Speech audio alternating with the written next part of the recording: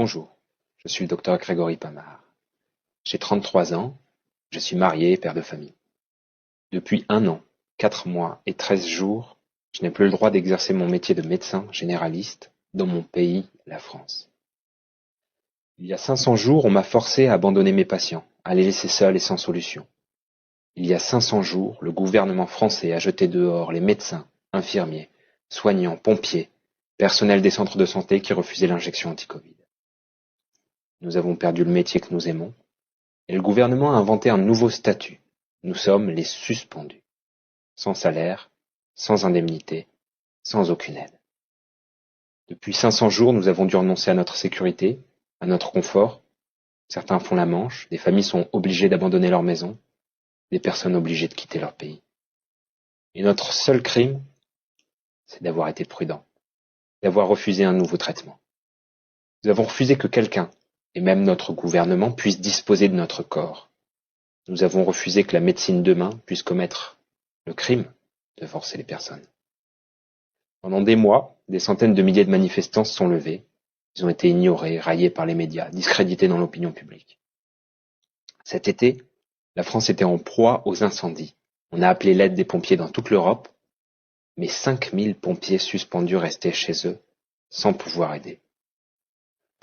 Beaucoup de malades n'ont plus de médecins traitants, et en désespoir, ils renoncent à se faire soigner, ou alors ils se rendent au service des urgences. Et les médecins ne peuvent toujours pas soigner. De leur côté, les services d'urgence ferment, les uns après les autres, et ceux qui restent ouverts ont un temps d'attente tellement long qu'il y a des patients qui meurent sur des brancards avant d'avoir été examinés. Et les non-vaccinés ne peuvent toujours pas retourner à leur poste. Ça, c'est la réalité en France, dans ce pays qui se vantait d'avoir le meilleur système de santé au monde.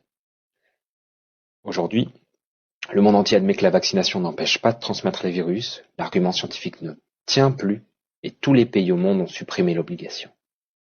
Mais non, pas tous. La France est le dernier pays qui conserve cette obligation vaccinale pour les métiers de la santé.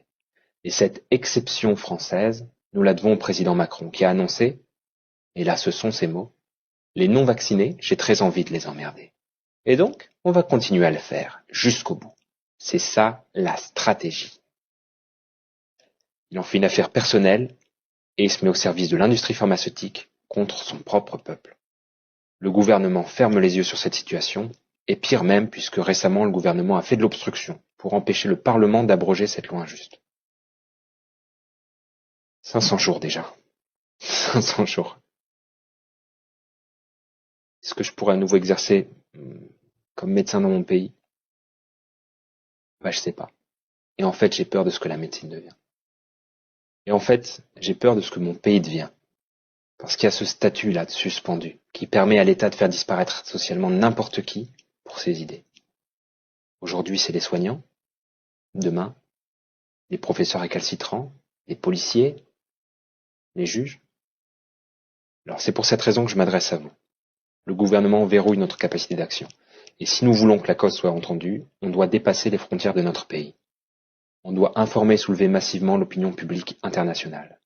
Le monde doit dire à Emmanuel Macron et son gouvernement, vous ne pouvez pas piétiner la démocratie. Ceux qui donnent leur vie pour prendre soin des autres méritent mieux que cela. La santé, la liberté des Français méritent mieux que cela. La France ne peut pas devenir un État totalitaire. Le pays des droits de l'homme mérite mieux que cela. Ceci est un appel à l'aide. Nous avons besoin que l'opinion publique internationale comprenne et sache ce qui se passe en France, l'état de notre santé, l'état de notre politique. Ceci est un SOS. Je vous demande de diffuser cet appel à travers le monde, de le diffuser dans votre langue, de relayer à vos amis, à votre famille, à votre connaissance, à votre réseau, dans vos réseaux sociaux, de relayer auprès de vos médias.